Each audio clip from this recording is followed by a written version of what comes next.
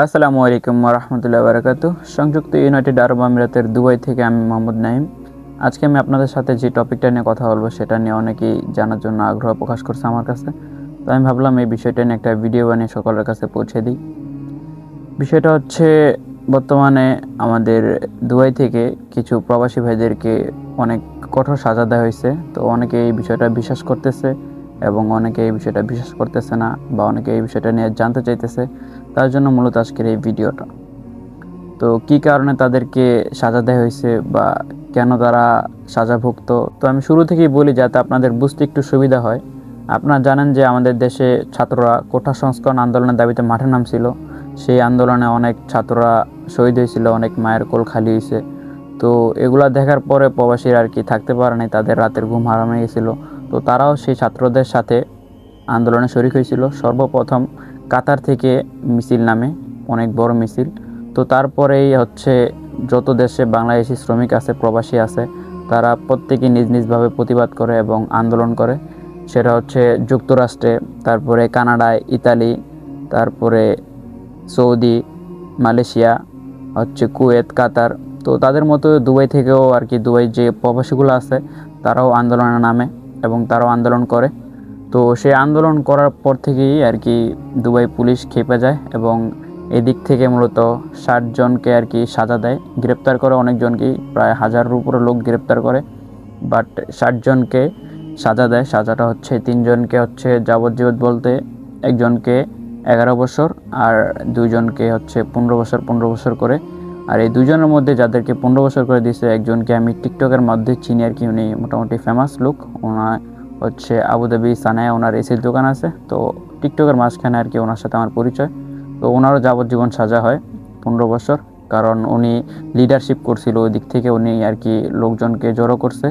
ওই আবুধাবি সানিয়া ওদের থেকে তিনি লোকজন জড়ো করে মিছিল নামাইছিল, উনি নিজে লিডার ছিল।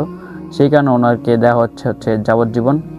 আর 57 জন যারা আছে তাদেরকে দেওয়া হচ্ছে 1.5 বছর করে, আর 1.5 বছর পর তাদেরকে বাংলাদেশে পাঠিয়ে দেওয়া হবে। তো আমাদের দেশের সরকার চাইলে এই সাজাটা মকুব করতে পারতো, এই দেশের সরকারের সাথে কথা বলে। তো আমাদের সরকার চায় নাই, কারণ যেহেতু আন্দোলনটা ছিল তার বিরুদ্ধে, তাকে নিয়েই মূলত এই আন্দোলনটা ছিল। তো তিনি সেটা চায় নাই।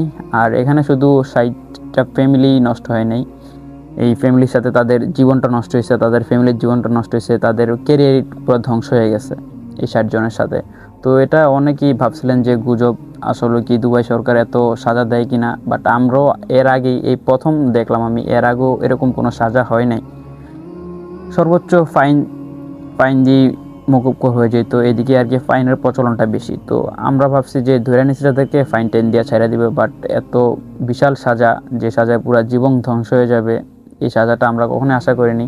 কারণ এই দেশটা হচ্ছে মূলত রাজতন্ত্র, এখানে গণতন্ত্র না, গণতন্ত্র হচ্ছে আমেরিকায়। তো তারা ওদিকে আন্দোলন করে, ওনাদের কোনো সমস্যাই নেই। এই সৌদি, তারপরে দুবাই, এগুলো হচ্ছে রাজতন্ত্র। ওনারা নিজেদের ইচ্ছা মতো যা কিছু করবে, সব কিছু নিজেদের মতো করে। তো এখনও অনেককে ধরতেছে, শুনছি যে ক্যামেরায় চেক করে করে অনেকে ধরতেছে, বাট এটা শিওর না। বাট যে 60 জনকে সাজা দিছে এটা শিওর। আর এটা আমাদের দেশের খবরও আসছে, তারপরে ইন্টারন্যাশনাল খবরও আসছে, যেহেতু এটা অনেক বড় একটা ইস্যু। তো অনেকেই এটা বিশ্বাস করতেছে না, বাট এই জিনিসটা আসলে সত্য। এই সত্যটা আপনাদেরকে জানানোর জন্যই মূলত এই ভিডিওটা আজকে।